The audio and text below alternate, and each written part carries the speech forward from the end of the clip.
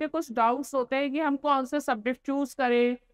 जैसे अगर मैं बात करूं, हमारे पास ज्यादातर साइंस साइड के स्टूडेंट्स मिलते हैं, हमें कॉमर्स साइड का स्टूडेंट होगा और आर्ट साइड का होगा। तो अगर आपने बीएससी करा है, बीटेक करा है, बीसीए करा है, तो आप साइंस साइड के कहलाते हैं। तो आपके सब्जेक्ट का कॉम्बिनेशन क्या हो, कौन से सब्जेक्ट आप पेडागोजी में चूज करें जब आप बीएड में इनरोल हो, तो उसके लिए है, अगर आपने बीएससी करा हुआ है तो आपको बीएससी के साथ फिजिकल साइंस और मैथ्स एक कॉम्बिनेशन आपका ये बनेगा। उसके बाद एक कॉम्बिनेशन बनेगा फिजिकल साइंस और बायो साइंस।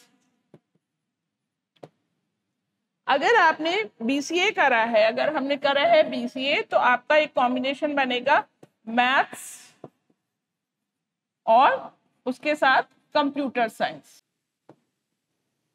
ठीक है, तो आपके ये साइंस साइड के स्टूडेंट्स के लिए कॉम्बिनेशन रहते हैं। अगर आपने बीटेक करा है बेटे, तो बीटेक में भी आप लोगों को क्या है, यही वाला कॉम्बिनेशन वहां पर बीटेक पे भी इम्प्लीमेंट होता है। जिन बच्चों ने बीटेक करा है तो आप ये सब्जेक्ट चूज करेंगे। जिन बच्चों के पास पीसीबी था, जिन बच्चों के पास पीसीबी था, वो लोग ये वाला कॉम्बिनेशन चूज करें तो उनके लिए हेल्पफुल रहता है। और जिन बच्चों के पास पीसीएम था, वो इस वाले कॉम्बिनेशन को चूज करेंगे तो उनके लिए हेल्पफुल रहेगा। और कंप्यूटर साइंस में तो आप मैथमेटिक्स को पढ़ते हो, तो जो बीटेक करने या बीसीए करने, बीटेक विद कंप्यूटर साइंस कर रहे हैं या बीसीए के बाद बीएड में एनरोल हो रहे हैं, तो उनके सब्जेक्ट का कॉम्बिनेशन ये वाला रहेगा। ये बीसीए वाले पे भी चलता है और बीटेक कंप्यूटर साइंस के लिए भी चलता है। तो ये चीज आपके लिए, जब आप बीएड करने के बाद बाहर निकलोगे, जॉब के लिए निकलोगे, तो आपके पास अगर ये कॉम्बिनेशन होते हैं तो ये कॉम्बिनेशन आपके लिए हेल्पफुल रहते हैं। ये हमारा साइंस साइड का है।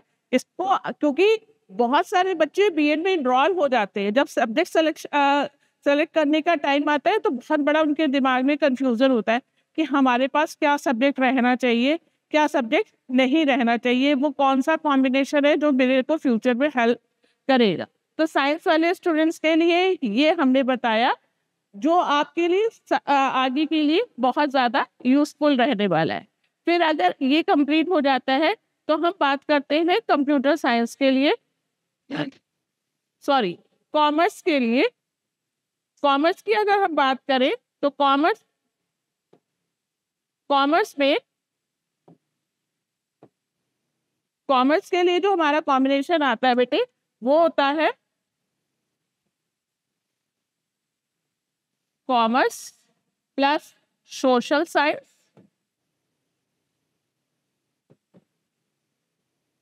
और कॉमर्स प्लस मैथ। बहुत से स्टूडेंट के पास अगर बीकॉम में मैथ सब्जेक्ट आपने पढ़ा है तो आपके पास ये रहेगा, ये दोनों सब्जेक्ट का कॉम्बिनेशन आपका बनता है। आपने बीबीए करा हो तो भी आपका ये वाला भी चलता है, और बीकॉम में अगर आपके पास ये है मैथ्स है तो आपका ये चलता है। लेकिन अगर आपके पास बीकॉम में मैथ सब्जेक्ट आपने नहीं पढ़ा तो आपको कौन सा कॉम्बिनेशन करना होगा,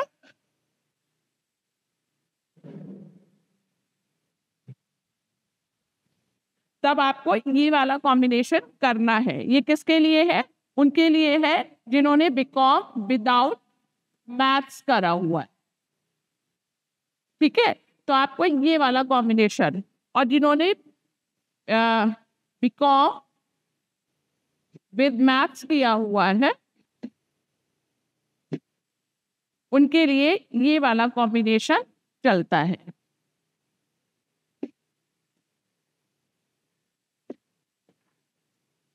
आई होप कि आपको इससे बहुत हेल्प मिली होगी। अब हम अगले स्टेप की तरफ चलते हैं। जिन बच्चों ने बीए करा हुआ है, जिन्होंने बीए करा है, और बीए में आपके पास सब्जेक्ट कॉम्बिनेशन क्या है, आपके पास हिंदी है, आपके पास इंग्लिश है, आपके पास हिस्ट्री है, आपके पास पोल साइंस है, आपके पास होम साइंस सब्जेक्ट है, इस तरीके के सब्जेक्ट हैं। उसके अलावा आपके पास इकोनॉमिक्स है, इसके अलावा आपके पास और उर्दू सब्जेक्ट है। जैसे लैंग्वेज में बहुत से बच्चों का हमने नोटिस किया है कि उर्दू सब्जेक्ट भी होता है, तो उर्दू सब्जेक्ट है, संस्कृत है। ये आपके जनरली बीए में सब्जेक्ट्स देखे जाते हैं। तो ये सब्जेक्ट बच्चा बीए में इसमें से कोई 3 सब्जेक्ट का कॉम्बिनेशन लेके चल रहा है, ठीक है। कहीं कहीं यूनिवर्सिटीज है जिन्होंने 2 सब्जेक्ट का कॉम्बिनेशन दिया है, तो उसके पास ये 2 सब्जेक्ट है, कोई भी 2 सब्जेक्ट है, तो उसको बीए के बाद बीएड में एनरोल होने के टाइम कौन से पेडागोजी सब्जेक्ट्स है, ये सारे जो बात हो रही है बेटे, हम पेडागोजी सब्जेक्ट की बात कर रहे हैं।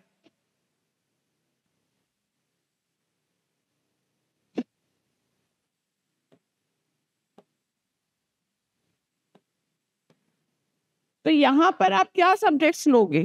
तो अगर मैं इन सब्जेक्ट के चॉइस की बात करती हूँ, तो पहले मैं इसको रिमूव कर दूं।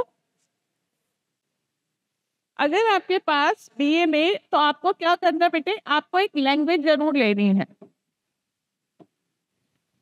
लैंग्वेज लेनी ही है आप। और लैंग्वेज के साथ आप क्या लोगे? लैंग्वेज के जैसे आपके पास हिंदी है, तो आपका कॉम्बिनेशन बनेगा हिंदी प्लस सोशल साइंस। अगर आपके पास एक कॉम्बिनेशन आपका ये बनता है ना, दूसरा आपका कॉम्बिनेशन बन जाता है इंग्लिश प्लस सोशल साइंस।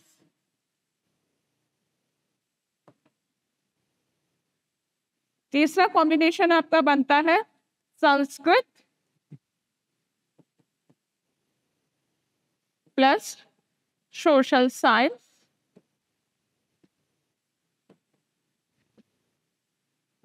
उसके बाद आपका बनता है, अगर आपके पास उर्दू सब्जेक्ट है, लैंग्वेज,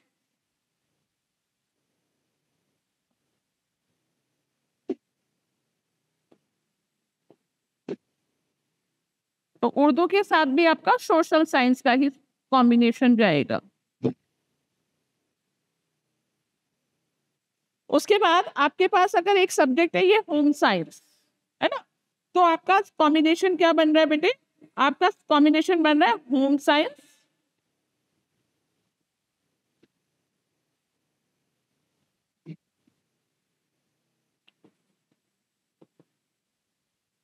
प्लस सोशल साइंस। ये आपके कॉम्बिनेशन बन रहे हैं। अगर आपने आर्ट साइड से बीए करा है, ये जो सब्जेक्ट हैं, आप कह लीजिए आपने अगर पॉलिटिकल साइंस ऑनर्स किया है, बहुत सारे बिहार की साइड के स्टूडेंट्स होते हैं, वो ऑनर्स में हमें बहुत सारे मिलते हैं, तो आपने पॉलिटिकल साइंस ऑनर्स किया है, तो आपका कॉम्बिनेशन बेटा, आपने इनमें से कोई भी, जैसे हमारा हिंदी एक लैंग्वेज है, वो आपने 1 साल में पढ़ी, आपने 1 साल में 2 साल में पढ़ी है, तो आपका कॉम्बिनेशन ये रहेगा।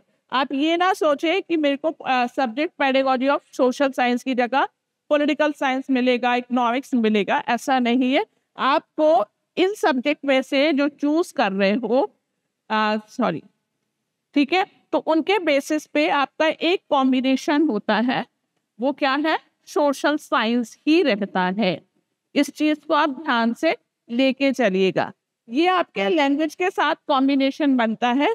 और एक कॉम्बिनेशन आपको हमने यहाँ बताया कि जो लड़कियां हैं उनके पास होम साइंस सब्जेक्ट है, तो होम साइंस के साथ उनका सोशल साइंस ही कॉम्बिनेशन जाता है।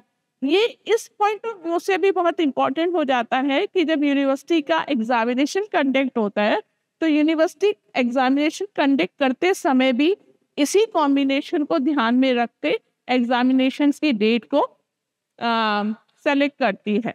तो आप इन चीज़ों को ध्यान में रखेंगे तो आपको फ्यूचर में हेल्प रहेगी।